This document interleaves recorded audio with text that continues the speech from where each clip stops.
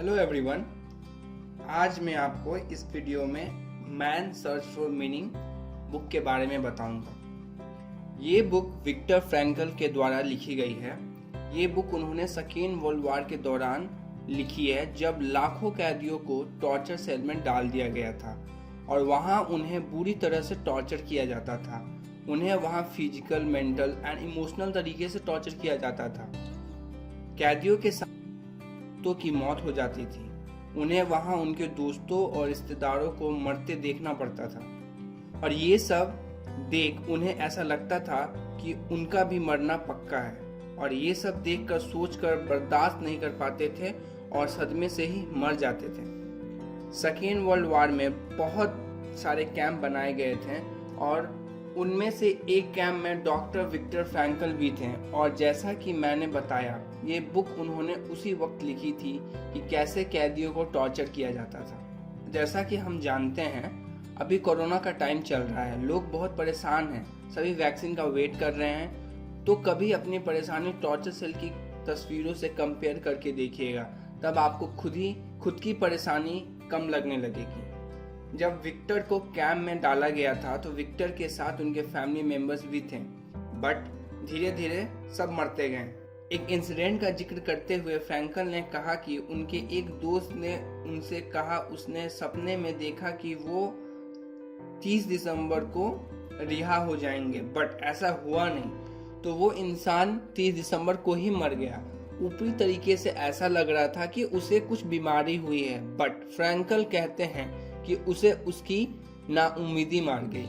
और फ्रैंकल ने नोटिस किया कि ज़्यादातर मौतें क्रिसमस और न्यू ईयर के बीच में हुई हैं। ऐसा इसलिए क्योंकि कैदियों को ये उम्मीद थी कि उन्हें इस वक्त के दौरान रिहा कर दिया जाएगा, बट ऐसा हो ना पाया। जब किसी इंसान की उम्मीदें खत्म होती हैं तब उनकी इम्यून पावर वीक हो जाता है, और जब इम्यून पावर वीक हो जाती है तो इंसान छोटी बीमारी या तकलीफ से भी मर सकता है। Biggest and important lesson of the book: इंसान को उसकी प्रॉब्लम या चैलेंजेस नहीं मारती हैं, इंसान को उसकी नाउम्मीदी मार देती है। विक्टर बताते हैं कि जिंदा रहने के लिए एक बड़ा सपना होना चाहिए, एक लॉन्ग टर्म गोल होना चाहिए। जिसके पास कल के आने के लिए बहुत बड़ा ख्वाब है, उसके लिए आज की तकलीफें, प्रॉब्लम बहुत छोटी हो जाती हैं। जब किसी का बिलीफ बड़ा होता है, कॉन्फिडेंस बड़ा होता है, तो उसकी तकलीफें छोटी हो जाती हैं। अभी कोरोना का समय है, हम सभी घर में रहकर इसका मुकाबला कर सकते हैं। हमें घबराना नहीं है, आपको अपनी उम्मीद को ख़त्म नहीं होने देना है। किसी भी प्रॉब्लम में आपको अपने दिमाग को वीक नहीं होने देना है। अभी न्यूज़ में देख रहे हैं आप, कोरोना से इतने मरे, इतने बचे, ये आपको मेंटली वीक बना देगा। न्यूज़ को न्यूज़ की तरह देखो, भगवान की पूजा की तरह नहीं। क्योंकि जब आप मेंटली वीक होंगे तो आपके बीमार होने की चांसेस बढ़ जाएंगी। विक्टर बताते हैं कि वो कैंप में 3 साल तक इसलिए सरवाइव कर गए क्योंकि उनके पास आने वाले कल के लिए बड़े गोल, सपने एंड विल पावर थी। तो उनकी सारी तकलीफें उनके सपने से बहुत छोटी थी और वो इन सब से बाहर निकल गए।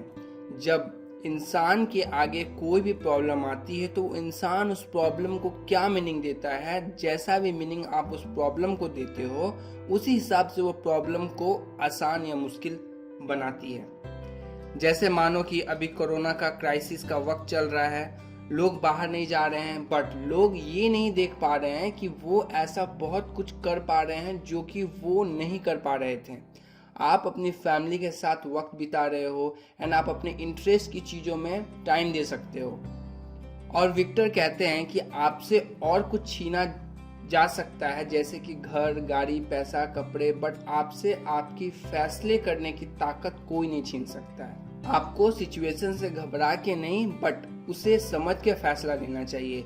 सिचुएशन को अपने पर हावी नहीं होने देना चाहिए। और मैं बोलना चाहता हूँ कि अपने इंटरनल पीस को हमेशा पीस में रखो। यही वो चीज़ है जो हमेशा आपको काम और करेक्ट डिसीजन लेने में मदद करेगी। इस बुक को पढ़ने के बाद मुझे एक बचपन की पोएम याद आ गई, नर हो न निराश करो मन को, बाय मैथिली सरगुप्त। कुछ काम करो, कुछ काम करो। तो ये पोएम आप पढ़ सकते हो, बहुत अच्छी पोएम है। And finally, thank you for watching. Please do like and subscribe our channel.